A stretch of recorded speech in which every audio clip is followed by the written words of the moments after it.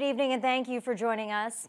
The most anticipated criminal trial of the year may now be pushed back to 2021. The Braden Bushby trial has been delayed due to this weekend's electrical fire at the Thunder Bay Courthouse. Bushby's 4-day trial by judge alone was supposed to begin this coming Tuesday. He's facing charges of manslaughter and aggravated assault in connection with the death of 34-year-old Barbara Kentner in 2017. She died in hospital 5 months after being struck in the abdomen by a metal trailer hitch thrown from a moving vehicle. Today, Bushby's lawyer and the Crown spoke with Justice Helen Pierce, who informed them the trial cannot proceed next week.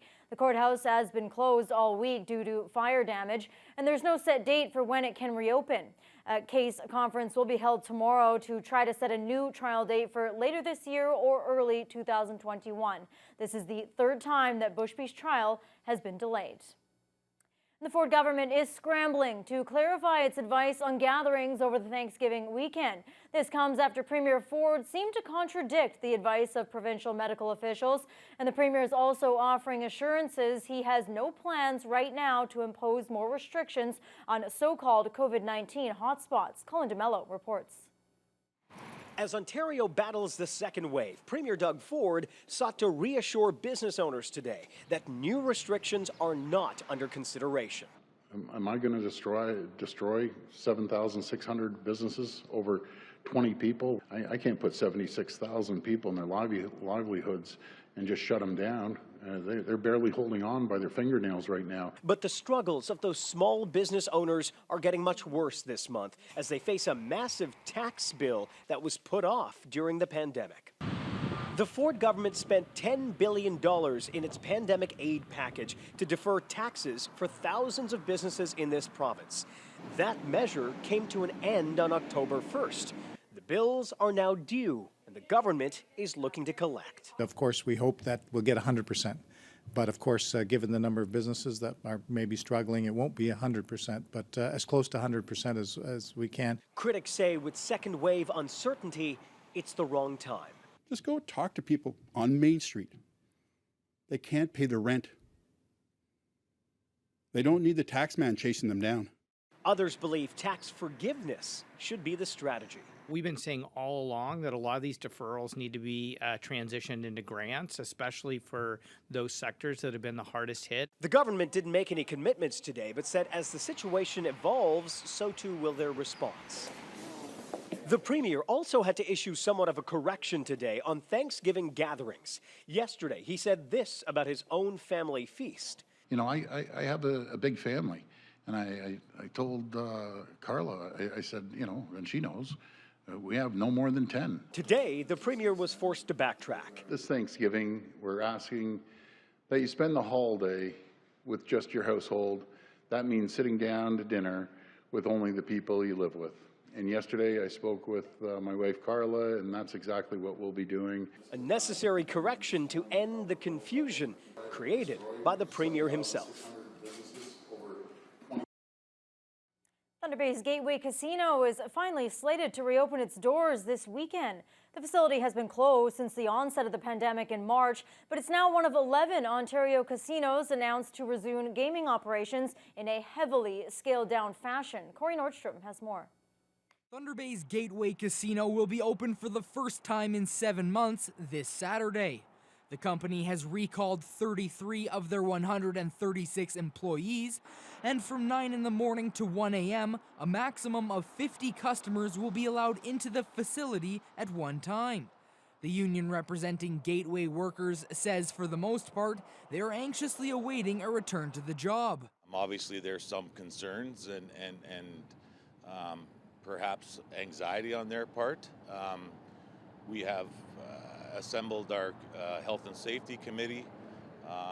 We've been in contact all week with the company in regards to the safety measures that are in place. We've had input. The casino will not be offering table games upon reopening, with only slot machines available as part of the many measures being put in place. You'll see the 2 meters between the machines. We have decals on the floor indicating the appropriate social distancing. We have a wealth of sanitation stations, and our staff will be wiping down every machine after it's played. For the time being, the casino won't be offering food or beverage services. However, employees in that sector of the casino are hearing that it may be a part of Gateway's Phase 2 plans. But we anticipate from the company standpoint 2 to 3 weeks tentatively that we'll start back up hopefully at that time. And only the company's My Club Rewards members will be allowed entrance to the casino, with reservations required beforehand. Quite a few of us staff have been there for years and years, and we know a lot of the patrons. You know, you see them sometimes almost as much as you see your friends. So it's definitely a good thing that the ones coming back are going to be ones that we know to start with. Gateway Casinos have stated that just one of their entrants will be open to the public, though not clarifying which entrance that may be. Corey Nordstrom, TBT News. City officials are announcing that repairs on the pedestrian overpass along Water Street are behind schedule, and the structure won't be put back in place until likely next summer. The project began in early August with hopes of having the overpass restored and reopened later this month. Troy Charles has more on what caused the delay. It's not the best situation. This is kind of a situation where the things that could go wrong did go wrong. Mike Vogrig is the city project engineer in charge of the overpass restoration job. The pedestrian walkway connecting Marina Park with the downtown North Core was first built and installed by Tom Jones Construction in 1994 and needed repairs after the steel on the underside lost its protective coating, causing rust to form on many of the beams. Tom Jones also won the restoration contract, and in early August, the bridge was lifted in 2 sections from its supports via crane to the parking lot below. The sandblasting and other restoration work began soon after, but some recent setbacks have pushed back the completion date. Vogrig explains what they discovered after doing additional steel testing. And in some of those areas, we found significant steel deterioration. So we have to repair all those areas. And all these extra repairs and extra welds that we have to complete is going to take about another month or so. And what that does to the schedule is it pushes the time to coat the bridge back that same amount of time. And the coating, it's basically a paint system that's temperature sensitive. So basically that's putting that temperature sensitive portion of the work into November and December. So it looks like we won't be able to get the bridge back up this year. Does that add any additional costs or anything? Yeah, there likely will be because there's extra work and there's a remobilization. So we'll have to have those numbers figured out in the spring, summer next year once we finalize the scope of work and everything that has to get done. Vogrig says the steel repairs will continue into November. Next spring, they will redo the glass enclosures and then apply the new paint job when the temperature allows it. As for when the completed structure will be put back into place, Vogrig had this to say. No, preliminary based on the discussions we have when we look through the scope of work that's left to do, we figure about August they'll have the structure lifted up and back in place. Troy Charles, TBT News. Drivers and pedestrians on Thunder Bay's north side may have noticed the traffic signals at Red River Road and Pine Street were reactivated today. The newly installed traffic lights were temporarily placed in red flash mode during the initial setup and timing this morning. The intersection now features camera detection for vehicles waiting to turn left from Pine Street. The lights along Red River will remain on green unless a vehicle is detected waiting on Pine. Another added feature are push-button pedestrian signals for crossing the intersection. The lights have been replaced by a single stop sign for the past few months during the reconstruction, and the city is asking people to drive with caution during the reactivation period. It's become a familiar sight for those driving the highway near the Thunder Bay Airport over the last few years. And once again, motorists can expect delays and lane closures on Highway 61 over the next 2 weeks. The MTO says the highway will be reduced to 1 lane of traffic starting Tuesday and continuing for 10 days until Friday, October 23rd. The partial closures will happen from 8 a.m. to 6 p.m. while crews work in the area. Waterproofing and asphalt repairs is required on the Rosslyn Road overpass, which was just redone in 2018. Crews will also be painting the steel girder installed earlier this year at the CN Rail underpass after it was struck and damaged by a passing transport last November. Drivers are reminded to obey all posted signage and construction flag people while that work is being done.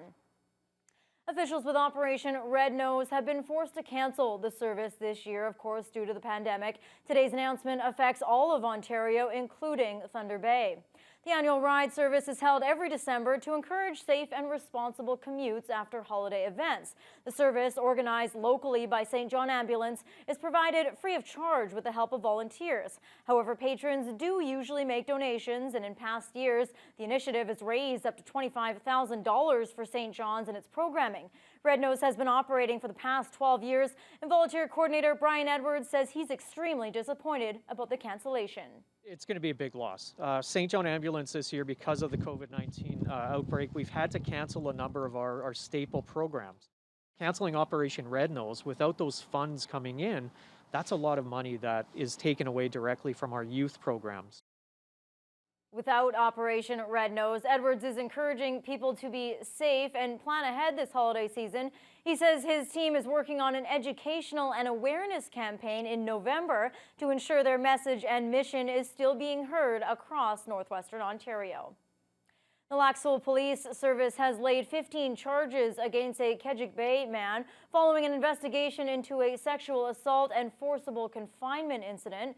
Officers executed a search warrant at a residence in the community on Monday and seized a loaded firearm and ammunition.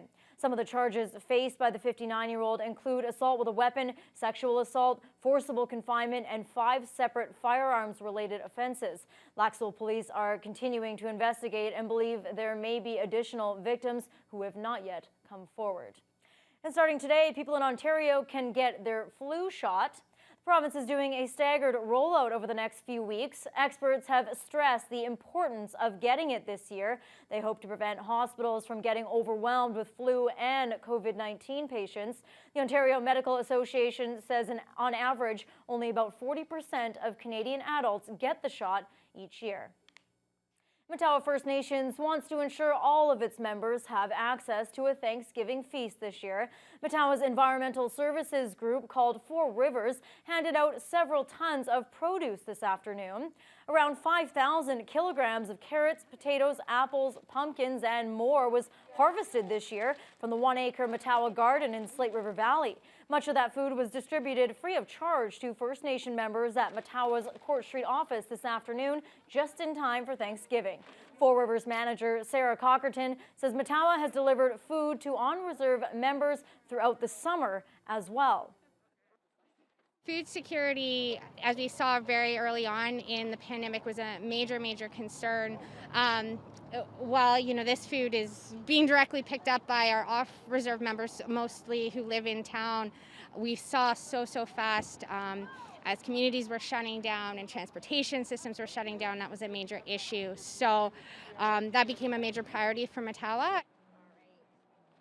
Cockerton says she hopes this year's garden in Slate River inspires others like it in all of the 9 Matawa communities in the future. Well, Fiona, for the first time in 2 days, no spotty showers in Thunder Bay. It's been great. I noticed walking into work, there was a bit of a cool breeze, but I'm not complaining. On the bright side, no showers. It was nice. I was about to say, even you couldn't complain.